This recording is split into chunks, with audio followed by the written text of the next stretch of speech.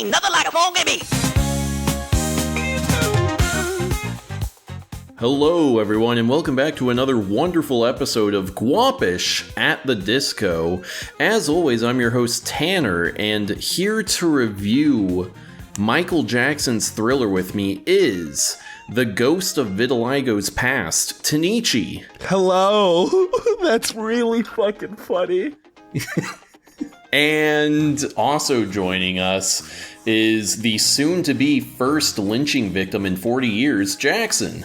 Fun fact, Tanichi is what Michael Jackson looked like prior, and I'm what he looks like now. Michael Jackson never looked this dark a day in his life. That's almost, it's almost like the joke I fucking just made, Jackson, you piece of shit. Yeah, for the viewer, I am a fucking dark chocolate. Michael Jackson was very much milky. Yeah, I don't want to fucking confuse the viewer about what type of black they're listening to. I was going for a different bit there, but it was along the same line. Okay.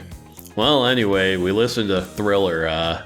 It's an album. Let me see. Who do I want to? I'll pass it to Tanichi first. What are your overall thoughts on the album? God, I think this is one of the greatest pieces of fucking music ever fucking composed.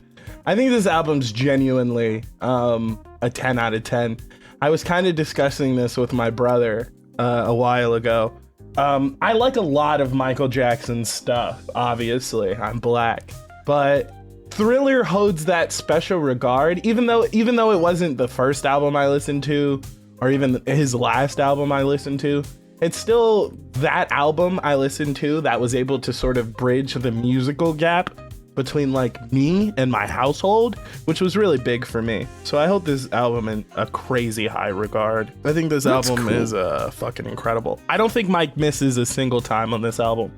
I think this is 9 tracks of back-to-back fucking bangers. Nice. Now to bring the mood down a little bit, Jackson, what were your overall thoughts on the album? I think it's fine. Just a preface here, I'm not a Michael Jackson fan. I've listened to some of his big hits, like just for context. I had never heard the song Billie Jean until like a year ago when I heard people talking about it a lot. I was like, what the fuck is Billie Jean? So I went out of my way to go listen to it. That's the level we're working with here. I've heard Thriller. I don't even know if I've heard Beat It outside of the fucking Eat It, cover. Fucking Weird Al Yankovic it. I've never listened to basically any Michael Jackson. That's so fucking crazy. It's just not my realm of music. It's just not the type of thing I listen to. And unfortunately, I'm not super into this type of like fucking 80s like disco pop kind of vibe most of the time. Not to say I didn't enjoy it. I still think it's a good album overall. It's just not entirely my vibe. Like it's got some fun vocals performances from Michael, as you'd kind of expect. It's fucking Michael Jackson. Generally speaking, I'm not like super crazy on a lot of the instrumentals though, like I kind of alluded to. Like some of the songs have some fun ones, like the looping beat that goes through Beat It, I think is fun. There's some interesting things they do in Thriller. But yeah, generally speaking, I think it's just kind of fine. Honestly, the first 3 songs are kind of a slog for me to get through. I don't give a shit about those ones, but once we get to Thriller and then onwards, that's when I definitely start getting more into it for the most part. And then once we get to Thriller and onwards, I'm kind of chilling. But yeah, those first 3 are they're so whatever to me. Interesting. Yeah, I'm in between you two guys, probably leaning more towards Tanichi though. I don't think there's a bad song on this album. My enjoyment does vary over them.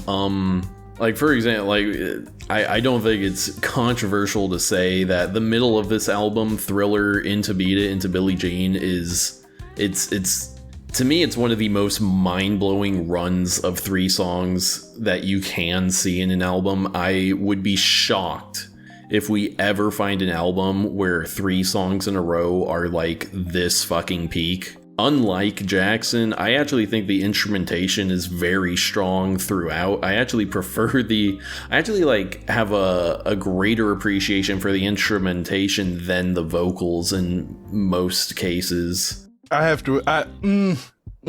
agree with that point, but it's like it's on a thin line that I'm scared to cross. You know what I mean? I get what you're saying there, yeah. Like, that's a scary fucking reality to me. But yeah. Yeah. Part of it to me is... That's fire. Like, I really appreciate people who... How do I want to phrase this? I appreciate with a lot of the beats, like the really iconic ones in his songs, is like they are very simplistic, but they like cut right to the heart of what is catchy, like in its rawest form, and that's something I really, really fucking appreciate. Like with Thriller, the whole dun dun dun dun dun. That, like, it's just like, it is so instantly memorizable, but then there's also like so many layers that he plays on top of that really solid catchy foundation. Like obviously the big intro where it's like da-da! And then I really like on that song halfway through when he starts throwing in like a fucking theremin into it. That's really cool. Yeah. And that's kind of a thing that a lot of these songs do, where like he will add in like one kind of quirky instrument or sound to like re-grab your attention halfway through. Let's see. Let's do I almost want to go song by song on this one. I don't know if you guys would be up for that. I can. Yeah, I'm not opposed to that. There's not a ton. It's only 9 songs. Yeah. All right, let's start from the start then. Wanna Be Starting Something. I think that this is a fun start to the album. To be the lowest I gave any song on here is a 5. This one's a 7 for me. I think it's good, but there's like so many better songs on here for me. Do either of you guys have strong feelings on Wanna Be Starting Something? Yeah, I do actually. I'll let Jackson take it though. Yeah, let me bring it down and then Tanichi can bring it right back up. Yeah, I think this is easily the worst song on the album for me. I found it incredibly annoying, to be completely honest with you. To the point like I fucking got like halfway through it the like 2 out of 3 times I listened to this song and I fucking skipped it. Not a fan of this one. Anyway, Tanichi, go on. That's crazy! Sorry, I'm just a massive Michael Jackson fan. I mean, yeah, no, me saying like one of your favorite albums a song, it's a fucking 3. Yeah, that just fucking hurts. Listen, that fucking beat is electric. Fucking that classic Mama Say Mama Mama Makusa part, like it's so fucking feel good, and it's sort of like a crescendo to the song where Mike does this pretty often, where I think people forget that he's ad-libbing in these tracks. That fucking hee and that woo, those are 2025 ad-libs, you know? Those are the skirt and the pops and the woos that we hear now. So it was that mixing of that sort of R&B, that jazz, and that rhythm that just fucking kicks this album off for me. You're not gonna get this sort of... Or when you do get it, the slow Michael, the sort of heart-drunk Michael, it still has that heavy rhythm. It still has that heavy dance vibe. I think this is maybe one of the most fucking awesome opening tracks of an album I've heard in a very long fucking time. This one song is longer than most of the other songs in the album as well, which I think is good because, like, this song feels like the opening, so it feels longer. You know, you get that heavy build up, you get that long moment, and then you get these tidbits, these pieces of awesome fucking music that I really like. I think this is a really good opener. That being said, this song is the lowest rank out of all of them at a fucking 7. So I guess I can understand on some level. Yeah, I don't like the accompaniment. It just feels kind of fucking weird to me. And you mentioned the length of this one. Unfortunately, because I didn't particularly like the beat or the performances generally with it going on for 6 minutes did not help. It is very repetitive to me, and it just fucking grated on me. Like, it would have been much higher probably, like a fucking mid, like 5 to me, if it didn't go on for 6 fucking minutes. Crazy. Yeah. Okay. Next up, we got Baby Be Mine. I fucking love the bass line on this one. Just, It's such a unique sound that he decides to tune it to, and the instrumentation all around on this one is impeccable. My only real complaint on this song is I think it's a tad long, but aside from that, I like this one more than Wanna Be Starting Something. I have this one at an 8 out of 10. Yeah, I've got very little to say about this one. I think it's fine. Okay. I think you get more of that early Michael Jackson, that singy-songy Michael Jackson, that like Jackson 5 Michael Jackson. I like this Jackson. I've always liked this really sing-songy Jackson. But this is like, the only reason why this song has an 8 is because I think he's doing it very well. And it's nice to see the callback to a younger Mike when because at this point, he's in his peak. You know what I mean? He's in his throes. He's the superstar. He's the fucking Don Dada. So it's good to see him sort of go back to that sort of early wrapped around my brother's vibe. But like, this track is missing his brothers on it. I like this fucking song. That's the vibe I got, is like, damn, this track is missing his brothers on it. It's very interesting. Then we got The Girl Is Mine featuring Paul McCartney. This is the closest a song on this album gets to me not liking it. I think the vocal performances are really strong, but aside from that, I am not a huge fan of this song. This one's at a 5 out of 10 for me. Jackson, let's go to you. I gave this one a 4. I found it very repetitive. I think like you said, I think the vocal performances are good. You know, I think Jackson does a good job. I don't dislike Paul McCartney in it too, but it does feel a little tacked on at the end, like the little fucking discussion about it. It's a very whatever track that is just kind of repetitive and didn't really stick out to me very much. So, unfortunately, I'm gonna have to jerk Michael and Paul McCartney off here. Listen, I don't know who the fuck you people think you are, right? Paul McCartney is a genius, right? We're talking about the Beatles. We're talking about Wings, right? This guy's a legend. And Michael Jackson made him get out of bed to record a fucking a verse, to hop on a chorus. And he flows with him. Paul has a song that Michael's in called Say Say Say. And one of the most shocking things about that is Michael's mainly stuck to the chorus. This is like the side part to that. Like, holy fuck. He put Paul McCartney on his chorus and then sang circles around his ass because he fucking could. This song is a fucking flex to me, to be honest. I think this is the third fucking track. It's Michael just bringing Paul back in to be like, yeah, I own the Beatles. You know what I mean?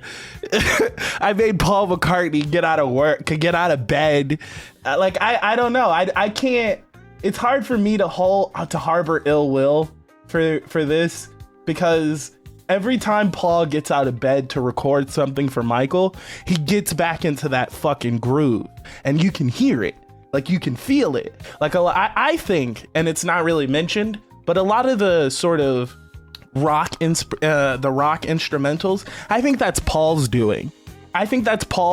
Because as much as you can't tell Michael how to sing, you can't tell Paul how not to make a fucking riff. You know what I mean? And him mixing with Paul here, like, just sort of in my head back then, I was like, fuck, man, I want that Michael Jackson Beatles album. I want that collab. I want them. Even though, you know, it had long been before they were done. He's like the only member alive now, I think. No, isn't Ringo still alive? I have no idea. I'm pretty sure Ringo is still alive and making weird art. It sounds like it. I hope so. The Beatles hold a special place in my heart as well, because they introduced me to a different side of music. And just to see, you know, one of their singer-songwriters, one of their musical fucking composers, be the backup track to Michael is fucking awesome. It's fucking awesome. Fucking awesome. And I like this song. Yeah. It's fun. I fucking like this song. I want to throw out real quick. This song makes me laugh with the one part where they're like having a conversation, and there is some true panic in Paul's voice when he goes, "Is that what she said?" It makes me laugh really hard hearing him say that, because he sounds genuinely distressed. Yeah, it sounds like he's worried, like he wasn't in the Beatles. Like he sounds like, yeah. But you got to remember the room he's in. He's in there with Michael, and Michael's taunting him. Like, yeah, dude. Yeah, I went on stage and a bitch died. You want to know what she told me about you? Yeah, I'd turn my head. That's like, crazy. What the fuck she say? What'd she say about me? She said it to you? Thriller. I mean, what the fuck do you want me to say about Thriller, man? This is one of the most iconic songs and one of the greatest songs ever made. The beat on this song is so fucking cold. It doesn't even make sense that it was made by mortal man. I love how creative this song is. The way it incorporates like door slams and like the theremin, like I mentioned, it gets really creative in this interesting way. And with like the monologue at the end, like it's really experimental in a way, and yet it is still so listenable. It's just immensely impressive as a piece of music. You know, you'd think that we hit peak oil with how much gas they put in this song, dude. I gotta agree. That was a really funny joke. That was a bar. That was a bar. No, leave that in. Leave that in. Silence and all. Yeah. The audience has to absorb that one. Well, and something else I really like about this song is like, to me at least, I really get the sense where I'm like, oh, Michael Jackson is like legitimately a really big fan of horror movies, and he wanted to express that in a song. Yeah. Like, one thing I had mentioned in the group chat is that like in the music video for this, they have like older zombies which are kind of done up in the same way, but then there's one random zombie that is blue, just like the Dawn of the Dead zombies. Yeah. So that's like a little Easter egg there. I'm like, okay, so like clearly the people who made this are like genuinely big horror movie fans, which makes sense because it was directed by John Landis of American Werewolf in London fame. But yeah, Jackson, I'm very curious, what did you think about Thriller? Definitely not my favorite song on the album, but I do think it is very good. I liked it a lot. I think the instrumentals are easily my favorite part of it, like you were talking about. I love how varied they are. There's all sorts of random stuff they're throwing into it. The fucking bass line in the back of it is super addicting. Love that shit. The guy's just going ham on it the entire time. It's got some fun lyrics, and obviously it's a really iconic song, and it's very catchy. I think Thriller's great. All right, and Tanichi, do you have anything more to add? So to jerk off Thriller some more, as if I'm not done. First of all, I mean, this track's fucking iconic. And it's the 4th track on the album. We still got about, 5 more tracks of fucking bangers to get through. I think it sets a marker for the album to be like, yeah, I'm gonna give this to you guys early, right? Instead of saving this banger for the end. Also, this is absolutely fucking supposed to have a lot of horror elements in it. I don't think you guys know, but that ending monologue is by Vincent Price. He's the fucking House of Wax guy, you know? He's super famous horror film guy. Old movies, House like of 1953. Wax doesn't sound correct. House of, yeah. Is he the Crypt Keeper or something? I think so.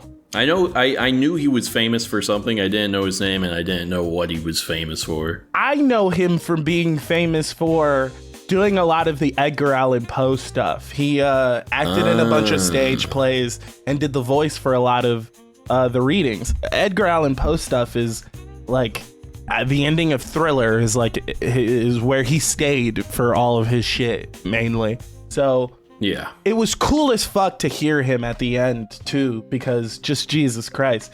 Yeah, I mean that sort of horror legacy is bled throughout this song, even down to the point where in the music video, Jackson is playing some campy fucking horror film teenager.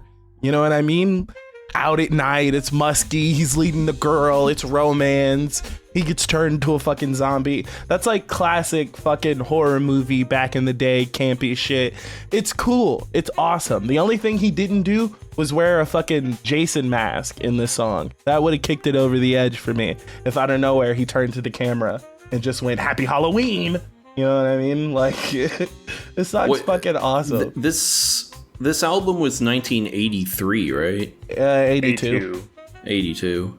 Was Friday the 13th 2 even out by then? Doesn't matter. Why? That's a good question. I don't think so. Why is this album titled after Thriller? Because, like, don't get me wrong, I like Thriller. I think it's a good song. But it feels, this also isn't, let me preface, this is not a downside. Why? It just feels incredibly out of place. It is just such a completely different vibe to anything else in the album. Like, but why is this the one that's like the title of the album when it feels so different from everything? Would you like for me to answer this? If there is an answer, then yeah, sure, go for it. Because the album is a thriller. I don't know about that one. What do you mean? Like excitement, suspense. You get the danger and the unpredictability. This album is really supposed to be like a different slicey walk through life. All the stories in it are sort of like not dark themed, but they're kind of, I don't want to say despair, but they're kind of like gritty. I mean, Beat It, he's fucking being cornered by a gang. Billie Jean, he's literally detailing the story of this obsessive fucking girl. Pretty Young Thing, he's obsessing over a girl. You know what I mean? A lot of this stuff is like melancholic is what is the word I was going for. The three out of the 9 songs. Yes, I agree. Well, I mean, The Lady in My Life and Human Nature are also about, you know, sort of human nature itself. I think in my mind is more about accepting people for what they are. You know what I mean? This is a 1982 song. Yeah, Michael Jackson was still black at the time. For as popular as he was still a black guy in the 80s. He didn't quite have O.J. Simpson level of fame quite yet, but he was there. He was almost there. So a lot of this, I don't know. A lot of his music is usually, I feel like he blends that melancholic with that happy, jolly R&B rock vibe, the same way kind of Andre 3000 did with Hey Yeah.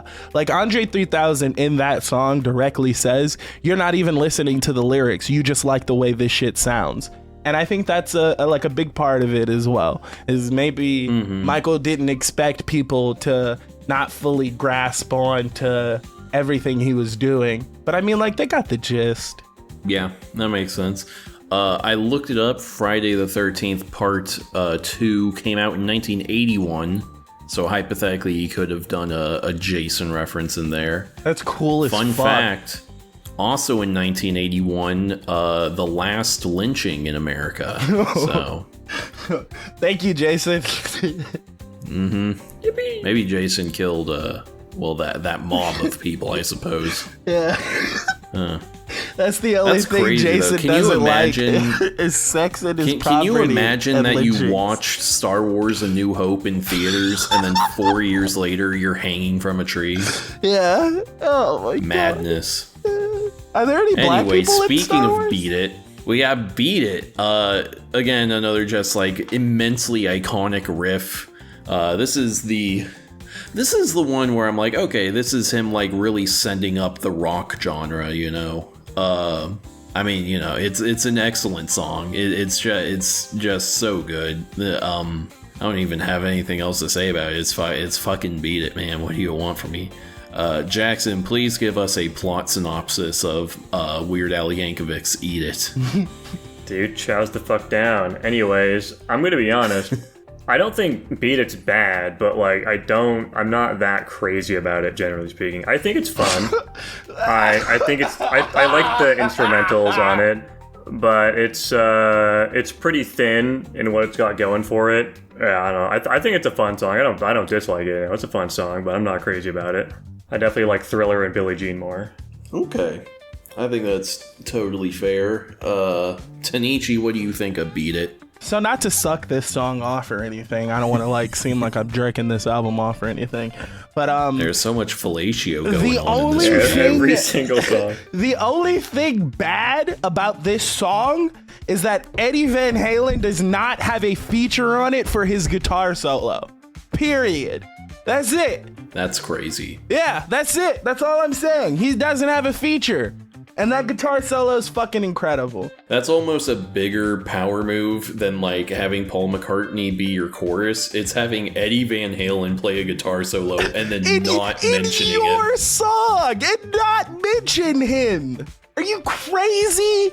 And that's a Michael Jackson ass move. You know what I mean? Like, other billionaire music people are out here diddying people. Michael Jackson just makes your favorite show up and then doesn't acknowledge him. That's fucking incredible. Crazy. I legitimately didn't know that. That's very funny to learn. Yeah, dude, that's his guitar solo. That's his guitar you hear in the background. That's him. That's him. And he's got no mention. You know, you would never know if I didn't mention it. That's the only bad thing about this song, is that he deserves more credit. But Michael put it out, so who am I to talk? You know what I mean? Fair enough. That's Mike. Moving on to even more peak, Billie Jean. Billie Jean is probably my favorite Michael Jackson song, I think. At least that's what I've said for some time. I mean, you know, fucking... It's so hard to talk about songs that are on this level of notoriety, just because it kind of feels like whatever you say, you're gonna sound like a fucking retard. So I'm not gonna say much at all. It's fucking Billie Jean. What do you want from me, guys? It's great. It's a great song. Jackson, what do you think of Billie Jean? Yeah, Billie Jean is hands down my favorite song in this album. I think it's absolutely fantastic. This is also the only song in this album I added to my playlist, which might be crazy that I didn't add fucking Thriller to my playlist, but I don't know if I listen to that one super often. I really like Billie Jean. I think it's a great song. Really good vocal performance. I think it's the best one he's got by far on this album. He does so much with his voice. It's very interesting to listen to. Really interesting instrumentals. They're very layered. There's a lot going on. There's a lot to actually dig into, and that's what I like in my music. I like myself some layered instrumentals. It's a fantastic song. I'm pretty sure this is his most popular song too, and I'm not shocked by that at all. This one's great. This song's a banger. Yeah, I don't know. Yeah, I agree. What am I supposed to say about the song with 2 billion plays? Yeah. I got nothing but a fun fact for you about Billie Jean. Michael Jackson thought of this whole song on the spot, start to finish. Beatboxed it to the producer. That's how good he was. Off the dome, Mike came up with Billie Jean. Yeah. Yeah, everybody else is off the top of their head. 20-minute in the studio. We just went in there and laid it down is like their best thing, and it's always like 1 million or so. But Michael Jackson playing around in the studio produced a 2 billion hit. You know what I mean? I don't know what the fuck to say about that. Yeah, that's pretty nutty. Really makes you think there might be something to child abuse, you know? Listen, music people, be your kids. He was injecting child blood. Well, no, I was referring to him being abused as a child. Oh, okay. Yeah, Mike was believe it or not, Mike was 1 of 6. Or 1 of 5, actually, my bad. 1 of 5. He forgot the name of the band real quick. No, because I count his daddy. Oh, right. He sung and wrote music. It counts. Can you name all of the Jackson brothers? No. I can name the important one. You can name the only other one that anyone can name. That being Tito, of course. Let me kill this shit real quick. Michael Jackson, Tito Jackson, Jeremiah Jackson, Jackie Jackson, Randy Jackson, and Marlon. Well, Janet wasn't one of them. Anyway. I'm reading off the Google results, man. I can only do so much. I know Randy, LaToya, and Rebby. That's it. And they're just the 3 girls. Did you just say LaCroix? LaToya. Oh, okay. LaCroix Jackson. That's funny as fuck. LaCroix. That doesn't even sound that weird, to be honest. They fit. Did you know Michael Jackson invented LaCroix? Really? Damn. That'd be very funny. Human Nature. This song really isn't to my taste, but I think it's fine. Maybe a tad on the long side, and yeah, he's back to slowing it down for at least 2 of these last songs, and you know, I'm on the record, I'm not a big slow song guy, so I didn't really like this one all that much. Jackson, what did you think about Human Nature? I'm pretty with you. I'm not crazy about this one. I think it's fine. I think there's some interesting things they do with like the vocal track layering in it. That kind of makes it like a heavenly eerie, not eerie, heavenly, like, I don't know, I can't think of the word. It was in my head, now it's out of my head, doesn't matter. I think it's fine. It is quite the pace change. Like, the first 3 songs are slower, and then they're very fast paced, and they're back to being kind of slower. How about you, Tanichi? What are your thoughts on Human Nature? So I don't want to, jerk this song off or anything. But this song's awesome. I really like this song. Not to get too personal, but this song's a 10 out of 10 for me. I like Human Nature. I think Human Nature is the sleeper track of this fucking album. I like slowed down songs. I think there's a lot to be said about making music that feels intimate. There's a few songs that, you play and you immediately get that vibe. You got the classic sex songs, you got the classic romantic songs.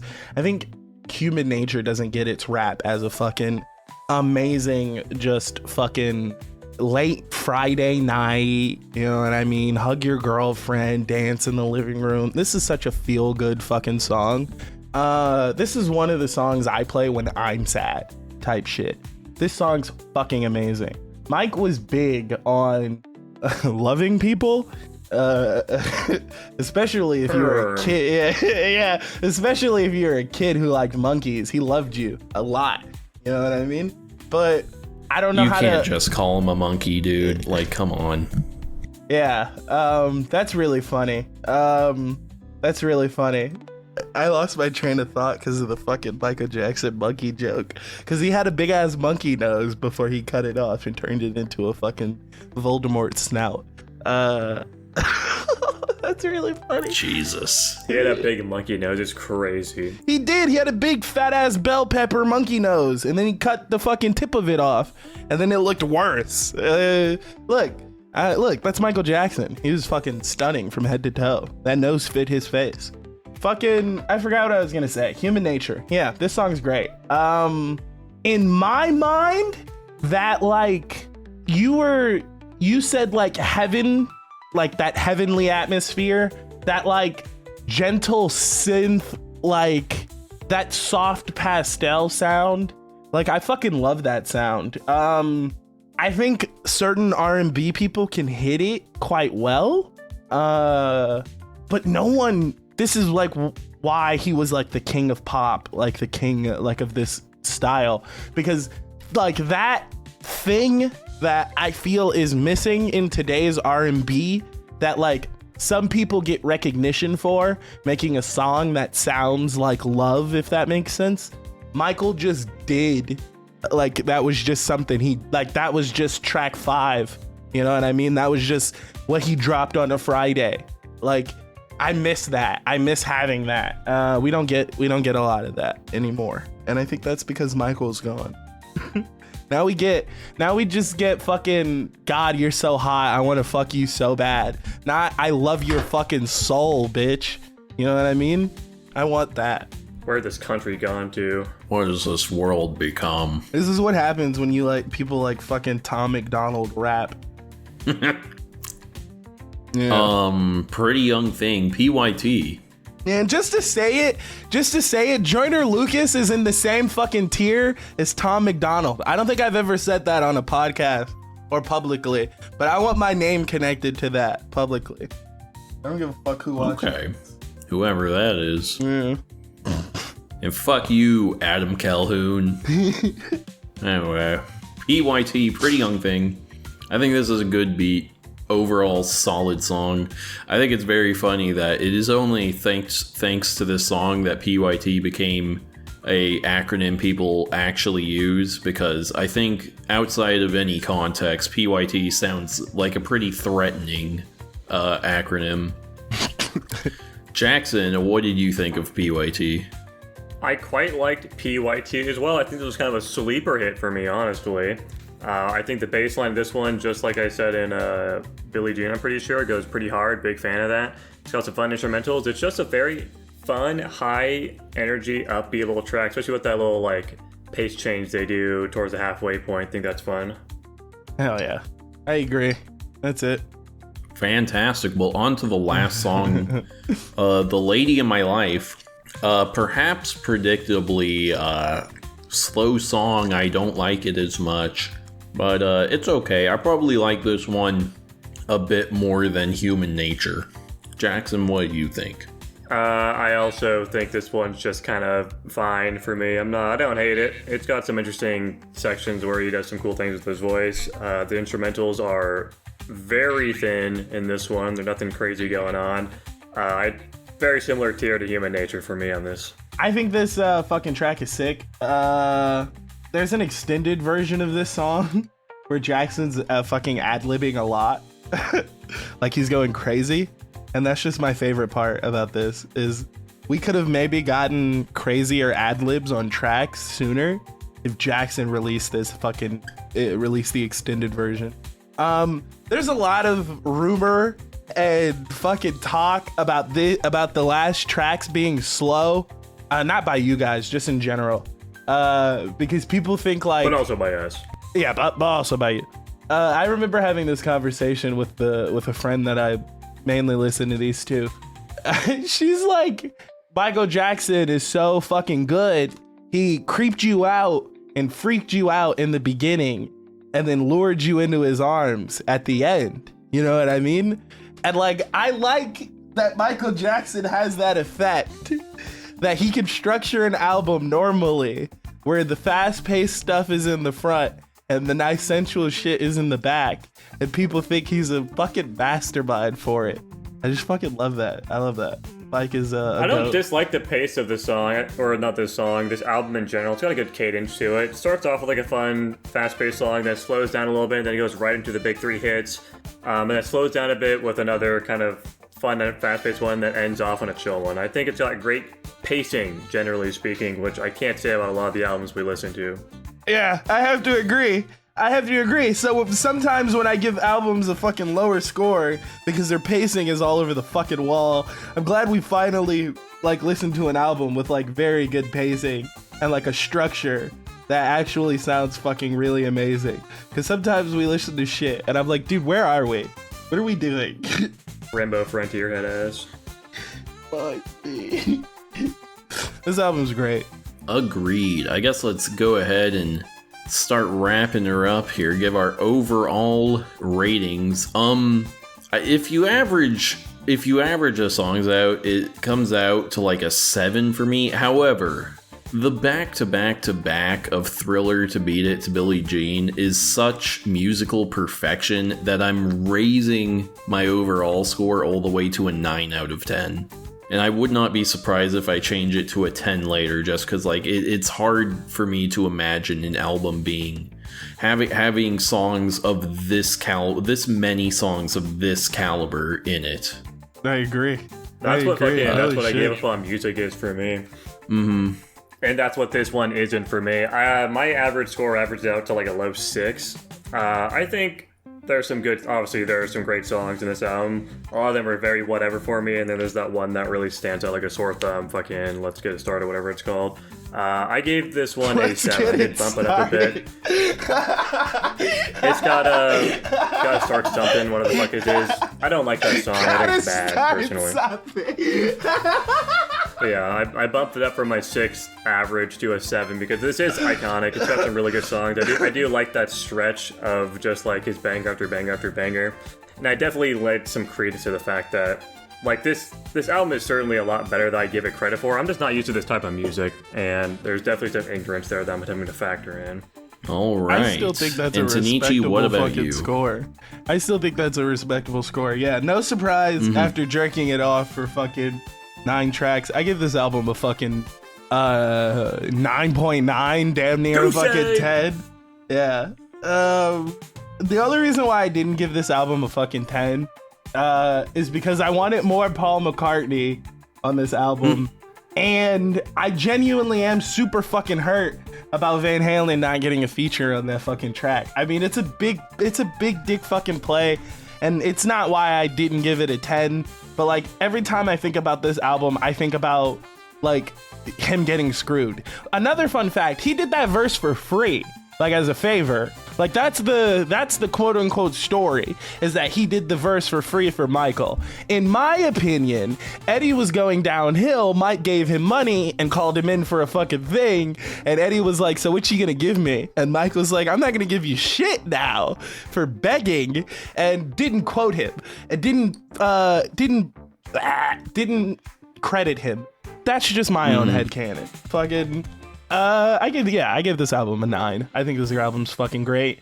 I was floating with the idea of giving it a 10, but the only reason why I didn't give it a 10 is because I still don't think I've listened to something as musical perfection as this is.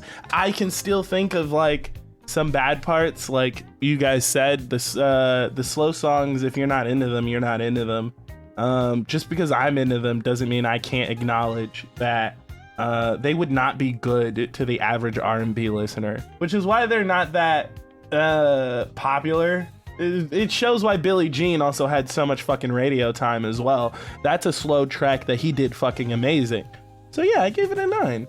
I'm shocked. Honestly, what the fuck is gonna get a 10 if not for Michael Jackson's like most iconic album? I don't know. I'm waiting for it. Maybe that Eagles compilation album that sold more than this one in the United States will be our 10.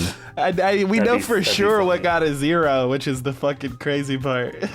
Anywho, congrats, Tanner. You have in fact picked the highest rated album we've watched so far. This landed at an 8.3 overall. Well, we listened to it, but just edging out. That's why I gave up on music. How does that make you feel? This is the real reason they gave up on music. True. They lost in the fucking Guapish at the Disco ranking to Thriller. What a fucking album. Anyway, it is in fact Tanichi's turn to pick an album. What are you going for? Gosh, I had a lot of options. I was thinking of doing another fucking bullshit British guy album, but then I wanted to listen to some like fucking cheesy like rock music. So I chose the fucking Starset album Transmission. Interesting. Yeah, we haven't I feel like we haven't listened to anything along this line. Well, no, we listened to fucking, what's the Christian rock band name? I would fucking count Skillet. Yeah, I would count this as Skillet adjacent, actually. So yeah, it's Skillet adjacent. Maybe instead of talking about God, they're a little bit more obsessive about feelings and emotions and shit. But this album's really good. Some good shit in it.